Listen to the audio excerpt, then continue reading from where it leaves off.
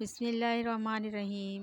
آپ زندگی میں لوگوں کو سب کچھ سکھا سکتے ہیں سوائے احساس کے، کیونکہ احساس کتابوں سے نہیں آتا، تجربوں سے بھی نہیں آتا، یہ انسان کی فطرت میں ہوتا ہے۔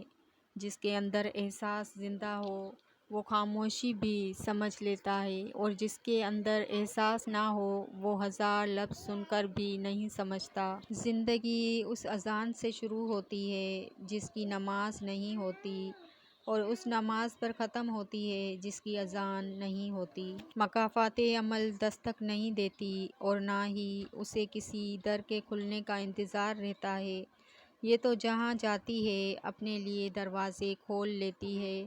جو آج تم کرو گے کل وہی تمہارے ساتھ ہوگا، اس لیے کسی کی زندگی جہنم بنا کر سجدوں میں جنت مانگنا چھوڑ دو۔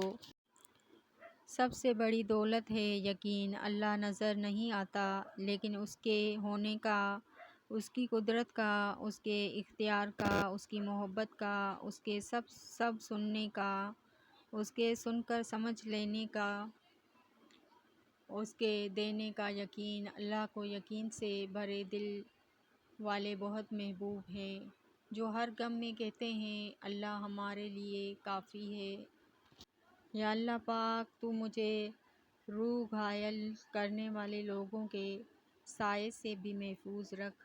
بہت سے لوگوں نے میرا دل بہت دکھایا ہے، ان کی باتیں، ان کے طعنے میرے دماغ سے نکال کر مجھے اپنی محبت میں مبتلا کر دے۔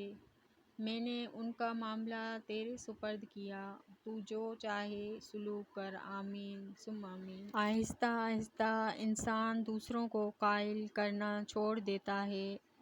اسے سمجھ آ جاتی ہے کہ کس کی کتنی پرواہ کرنی ہے، کس سے کتنی امید رکھنی ہے، اور کس سے کتنا فاصلہ رکھنا ہے۔ زندگی سب سکھا دیتی ہے۔ دعائیں نصیب سے نہیں بلکہ نصیب دعاؤں سے بدلتا ہے۔ تم اتنے یقین سے دعا مانگو کہ تمہاری دعاؤں کے بعد تمہاری کہانی میں معجزے لکھے جائیں۔ ہمیشہ اکیلے جینے کے لیے تیار رہیں۔ کچھ لوگ اچانک بدل جاتے ہیں۔ آج آپ ان کے لیے اہم ہوتے ہیں، کل آپ ان کے لیے کچھ بھی نہیں ہوتے، اور یہی حقیقی زندگی ہے۔ قبریں جتنی بھی پرانی ہو جائیں، مگر فاتحہ پڑھنے والوں کے دکھ ہمیشہ تازہ ہی رہتے ہیں۔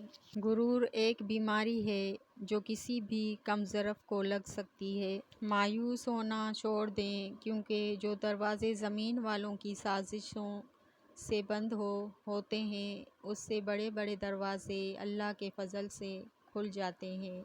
ضروری نہیں کہ ہر کوئی آپ کو سمجھ پائے۔ ترازو صرف وزن بتا سکتا ہے، معیار نہیں۔ جب بھی کبھی تھک جاؤ تو آسمان کو تکتے رہو، کہ زمین والے تو خاموشیوں کے معاملات نہیں سمجھتے۔